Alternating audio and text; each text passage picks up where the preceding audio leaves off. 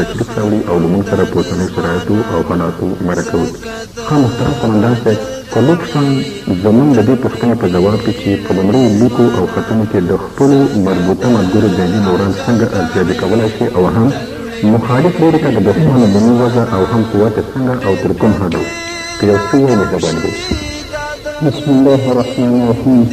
د طالبانو مبارکانو په جنګي محاذات کې نظامي او جنګي مراد ډېر قوي دي د الله پاک جل جلاله په نصرت سره، ځکه د طالبانو مبارکان سره د الله پاک جل جلاله نصرت ملګری دي او د دښمن وضع او مراد ډېر ضعیفه دي، د مقاومت هېڅ توان نه لري.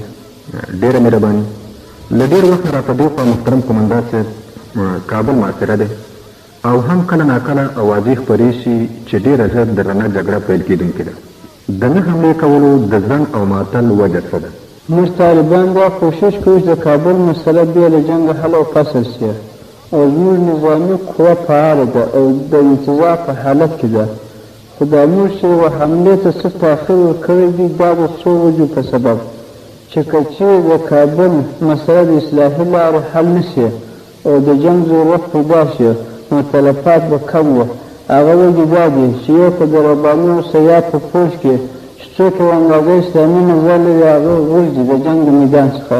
د علماو او طالبانو مبارکان سره جنګ ناروا بولي او دوی ته دا معلومه شوې ده چې رباني، سیاف او مسعود د شورویانو او هندوانو ورانیانو لپاره خدمت کوي، نه د اسلام او ملک لپاره.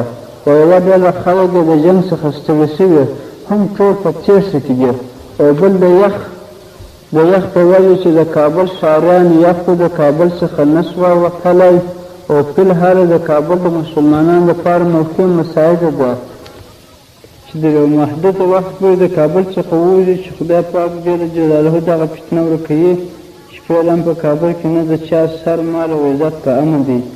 نو انشاءالله فی الحال او طالبانو مبارکان ته موقع مساعده ده د حملې چې دا د کابل موضوع دی په لږ تلفات حل او فصل شي.